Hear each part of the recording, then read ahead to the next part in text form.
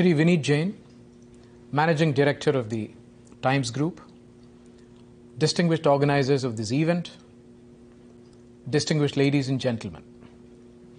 It is indeed a great pleasure to be here in your midst. I would like to thank the Times Group for inviting me for this very timely and important event. The Economic Times SDG Summit 2020 on the theme, Reimaging Our Planet, Building Back Better.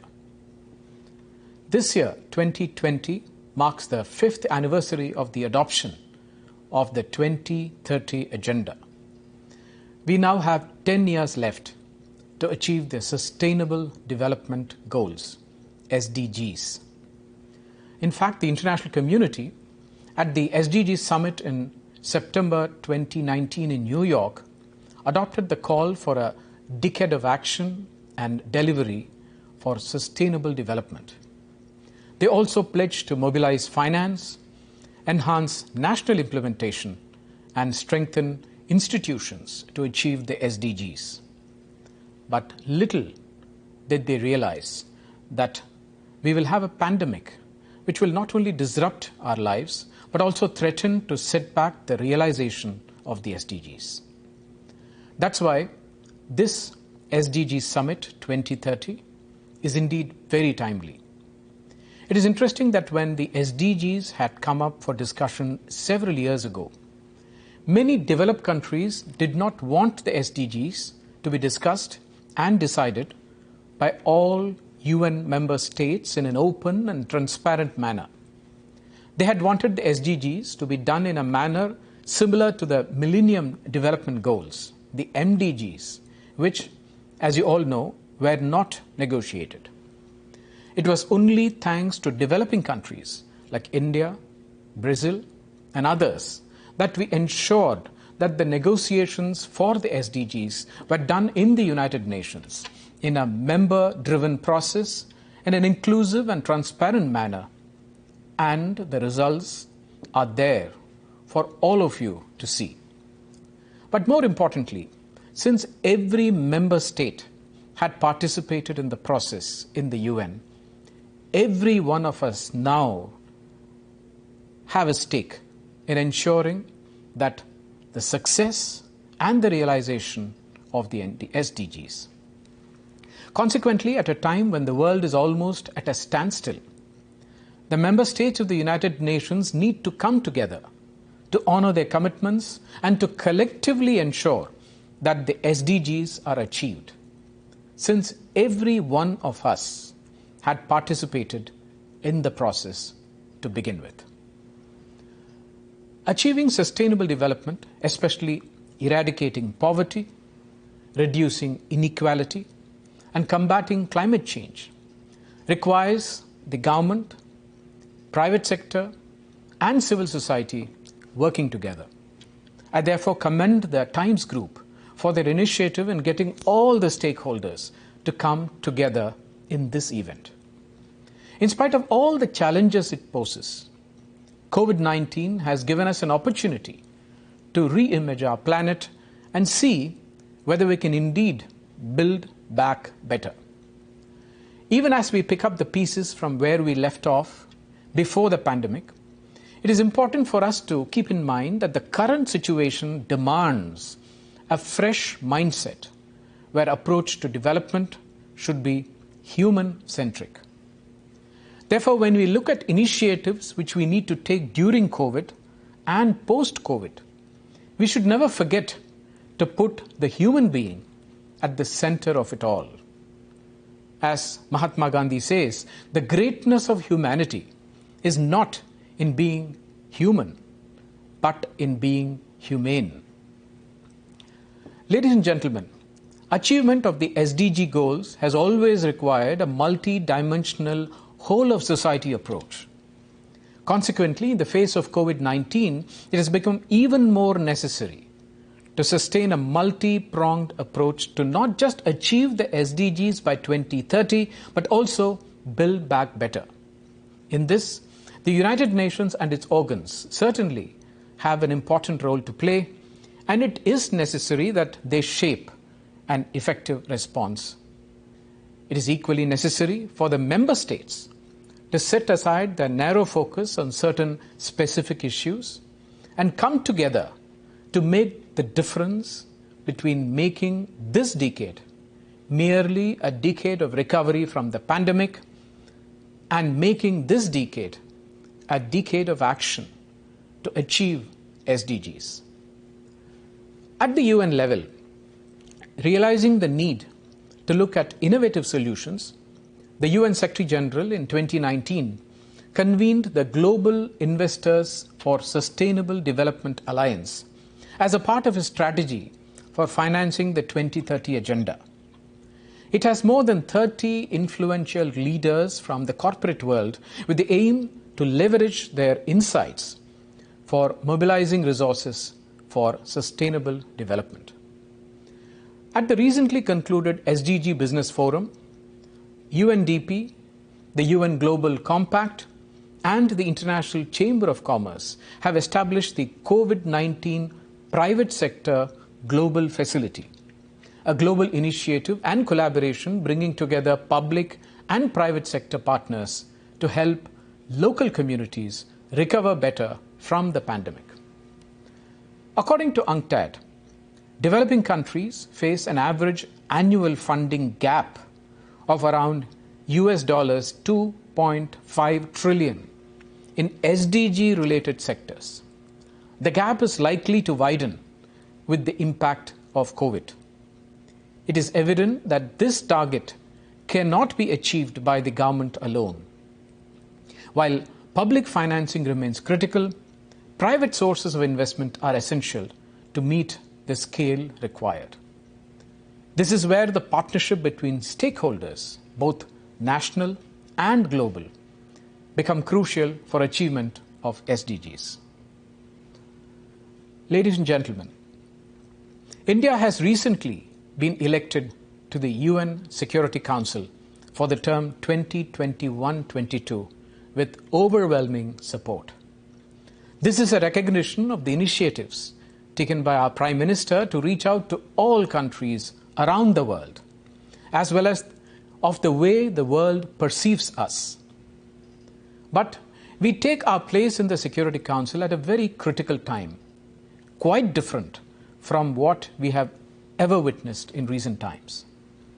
As Prime Minister underlined in his address to the United Nations General Assembly just 2 days ago in the high-level segment, the requirements and challenges of our present as well as our future are vastly different from those of the past. He made a clarion call that reform in the responses, in the processes, in the character of the United Nations is the need of the hour, and that India can no longer be kept out of the decision-making structures of the United Nations. He pledged to use the prestige and experience of the world's largest democracy for the benefit of the whole world. The priorities which we have set for ourselves during our stint in the Security Council reflect our aspirations to make this a better world with greater prosperity, peace, and security. And for SDGs to be achieved, we need to ensure a forward-looking agenda in the overall context of development, peace, and security, and this is precisely what India has put forward. Our priorities include fighting terrorism, including cross-border terrorism, strengthening peacekeeping, an area where our peacekeepers have done pioneering work and several have laid down their lives in service of mankind. Taking up Prime Minister's agenda of reformed multilateralism, especially in the context of the reform of the Security Council. Using technology, especially digital technology with a human face, to bring about change in the lives of people as we have done in India. Greater involvement of women and youth. And strengthening peace building through development, human rights, democracy, and institution building. It is an ambitious agenda, but we are determined pursue these. We are confident that our presence in the Security Council and our priorities will contribute to building back better and pave the way for the international community to achieve SDGs with a more inclusive and collective endeavor. Ladies and gentlemen, India remains committed to achieve the SDGs. Our successful presentation of the Voluntary National Review Report for the second time at the high-level political forum in July this year is a testimony to this fact. In our second report, we made a paradigm shift to a whole of society approach with Government of India engaging with local governments, civil society organizations and local communities, people in vulnerable situations and the private sector. Prime Minister Modi also participated in July this year in the high-level segment of ECOSOC, a charter body of the United Nations whose first president, incidentally, in 1945 was an Indian. Our Prime Minister underlined India's commitment towards reformed multilateralism with a reformed United Nations at its center. India's progress in SDGs is crucial for the entire world, as the country is home to about 18% of the world population. We have mirrored SDGs in our national development agenda. We have kept sustainability and self-reliance as the focus of Atmanirbhar Bharat. Ladies and gentlemen, while India has pursued fulfillment of its SDG goals with determination, we have not forgotten our responsibility to other fellow developing countries to help them achieve theirs. India's contribution to South-South cooperation is making a huge impact and will in many ways enhance the implementation by developing countries of the 2030 Agenda. I can say without hesitation that our development partnership has evolved to become a complete and comprehensive framework touching upon the entire spectrum of human endeavor. India is not just a country, but is also a great civilization. And our partnership with other countries has grown organically over several decades, if not centuries. Consequently, we have almost always kept the larger picture in mind when we take steps in our foreign policy, since one cannot develop bonds of brotherhood and friendship overnight. Apart from traditional forms of development assistance like lines of credit, which is now over US $30 billion, grant assistance, which again is very large, high-impact community development projects, technical consultancy, capacity building, especially under our iTech program, which now covers more than 160 countries, humanitarian assistance, disaster relief, etc. We are also venturing into new sectors, improving delivery and innovation on existing services and exploring new ways of doing things. Even during COVID times, India has ensured medical supplies and humanitarian assistance to more than 150 countries. 3 years ago, India established the $150 million India-UN Development Partnership Fund at the United Nations to provide support to projects in developing countries and contribute to the achievement of sustainable development goals. In just 3 years, this fund has approved 59 projects in as many as 48 partner countries. The fund is now refocusing on helping nations cope with the COVID-19 pandemic by supplying medical equipment, building healthcare capacities, etc. India has truly reached out to all countries, reflecting our ethos of Vasudhaiva Kudumbakam. Ladies and gentlemen, what we aim to achieve initially is to bring all stakeholders together and to first appreciate the overall context in which countries around the globe, including India, are trying to achieve the Sustainable Development Goals. Next, to recognize that COVID-19 has indeed widened the gap between what is being done and what is yet to be done. And finally, see how you, as representatives of the corporate world or the civil society or of other areas, how you can use your CSR and other means to bridge this gap and impact the lives of our citizens in a positive manner. Ladies and gentlemen, today we are at the cusp of a historic moment. The actions that we take today will define the future of generations to come, not just of our own society, but the world at large.